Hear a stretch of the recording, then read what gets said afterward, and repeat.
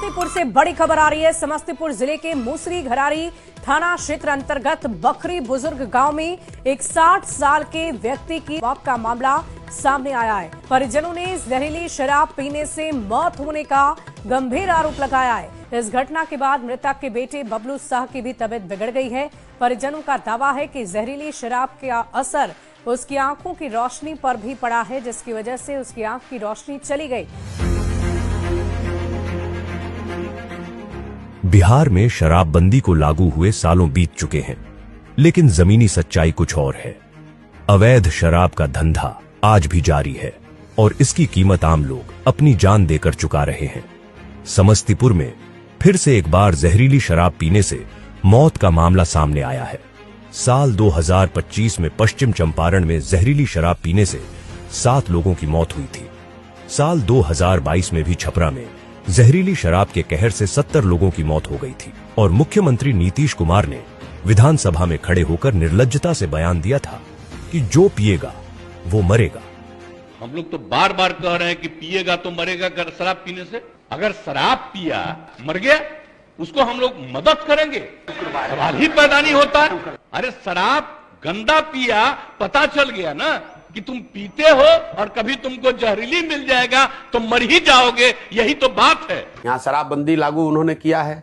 शराब, जहरीली शराब से लोग पीकर मरते हैं। भाई साहब अपने पॉकेट में हाथ डाल के विधानसभा में खड़ा होकर कह रहे हैं जो पिएगा वो मरेगा। बताइए, आप राज्य के मुखिया हैं। अगर किसी ने अपनी गलती की, उसकी कुछ दुखद मृत्यु हो गई, तो राज्य के मुखिया होने के नाते आपको सांत्वना देनी चाहिए, आपको अच्छी बात कहनी चाहिए, उसकी मदद करनी चाहिए। आप हंस रहे हैं कि जो पिएगा वो मरेगा। 2025 में जारी हुए सरकारी आंकड़ों के अनुसार बिहार में जहरीली शराब से लगभग अब तक 190 लोगों की मौत हो चुकी है और इन मौतों का जिम्मेदार नीतीश कुमार की हठधर्मिता और उनकी फर्जी शराबबंदी है। दारूबंदी को मैं नीतीश कुमार की हठधर्मिता और उनकी अज्ञानता का परिचायक मानता हूँ। ये जो दारूबंदी यहाँ लागू की गई है, इसके मैं बिल्कुल विरोध में हूँ। बिहार में एकमात्र आदमी मैं हूं जो कि रोज मंच से ये कहता है, जब भी पूछा जाता है कि बिहार में शराबबंदी हटाया जाना चाहिए। क्यों?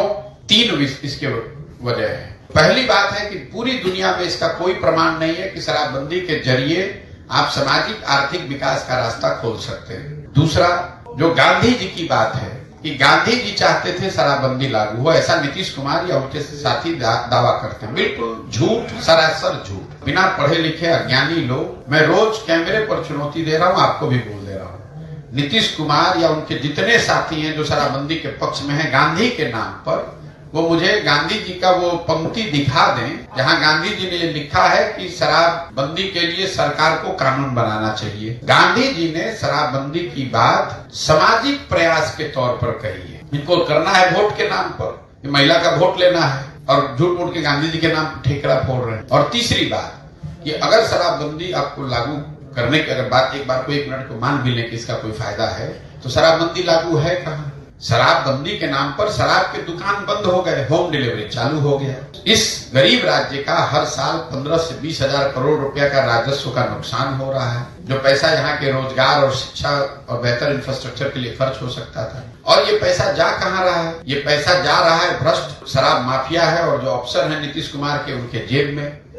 हर गाँव में 8, 10, 15, 20 बच्चे ऐसे हैं जो शराब के अवैध कारोबार में लग गए। उनसे क्राइम बढ़ा, कानून व्यवस्था बिगड़ी और अंत में आपने इसको किया महिलाओं के लिए, तो सबसे ज्यादा प्रताड़ित भी तो महिलाएं ही हैं। शराबबंदी जब से लागू किया गया तब से लेकर अभी तक 6.5 लाख लोगों पर शराबबंदी कानून के तहत केस किया गया है। उसमें करीब 1.25 लाख लोग ऐसे हैं जो आज भी जेल और अदालतों का चक्कर काट रहे हैं। जो लोग पकड़ा गया वो ज्यादातर गरीब और वंचित समाज के लोग हैं। एक बार आपको पकड़ लिया तो आपके घर की महिला थाने में, वकील के हाथ, अदालत में चक्कर लगा रही है। जो उसके पास 2-4 रुपया था वो भी बेच बाच के केस में चला गया। तो भाई, ना इसका दुनिया में कोई प्रमाण है, ना हम लोग के आइडियल गांधी जी ने इसके पक्ष की कोई बात कही, ऐसी कोई बात कही है, ना आप इसको जमीन पर लागू कर पा रहे हैं। और यहाँ के युवाओं का, समाज का, राज्य का इतना बड़ा नुकसान हो रहा है, तो किस नजरिए से शराबबंदी लागू होना चाहिए? कोई एक इसके पक्ष की बात बता दीजिए।